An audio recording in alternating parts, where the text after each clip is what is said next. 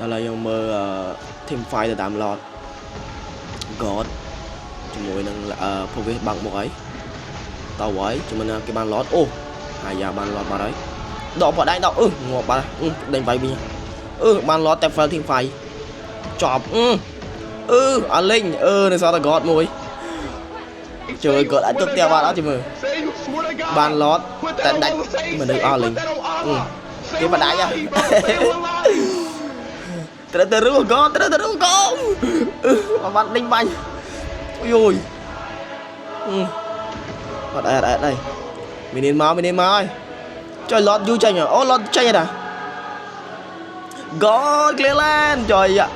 ចុចកកដៃមីនីនអស់ដៃមីនីនអស់អត់មានអីបាញ់ទេដល់អូ lot ទៅបាញ់ទៀតenemy fail វិញ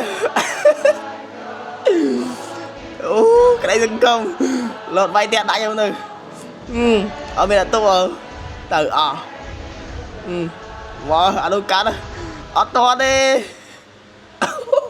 ហ្គេមក្លាប់ចាក់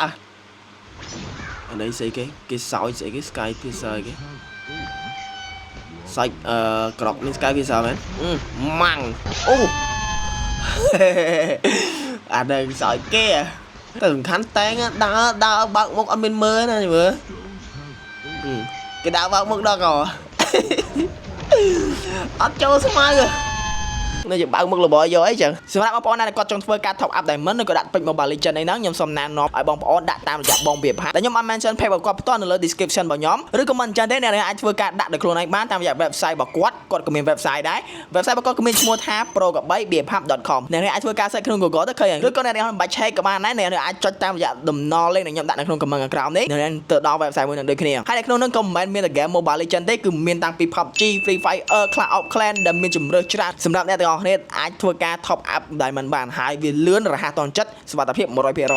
អញ្ចឹងបើសិនជាបងប្អូនចង់ធ្វើការដាក់ពេជ្រអីកុំភ្លេច pro3bphub.com ហើយសម្រាប់របៀបបញ្ចូលពេជ្រវិញគឺងាយស្រួលមែនតើអ្នកទាំងអស់គ្នាក៏ធ្វើការចូលទៅកាន់ link ដែលខ្ញុំបានដាក់នៅលើ description ក៏ដូចជានៅក្នុង comment ខាងក្រោមអ្នកទាំងអស់គ្នានឹងធ្វើការចូលមកកាន់ website មួយនេះហើយបន្តមកទៀតអ្នកក៏ធ្វើការជ្រើសរើស game ដែលអ្នកចង់ដាក់ពេជ្រមកបើសិនខ្ញុំគឺខ្ញុំចង់ដាក់ពេជ្រទៅលើ Mobile Legends អញ្ចឹងខ្ញុំធ្វើការ select ទៅលើ Mobile Legends តោះមកគេឲ្យបំពេញ user ID ក៏ដូចជា zone ID យើងធ្វើការដាក់ user ID zone ID យើងឲ្យត្រូវមកហើយធ្វើការចុច check ដើម្បីបញ្ជាក់ថាវាគឺជា account របស់យើងបន្ទាប់ពីធ្វើការ check ត្រឹមត្រូវហើយបងប្អូនធ្វើការអូសមកខាងក្រោមដើម្បី select diamond ថាអ្នកចង់ដាក់ diamond ប្រមាណហើយធ្វើការចុច buy now មករួចជាការស្រេចហើយងាយស្រួល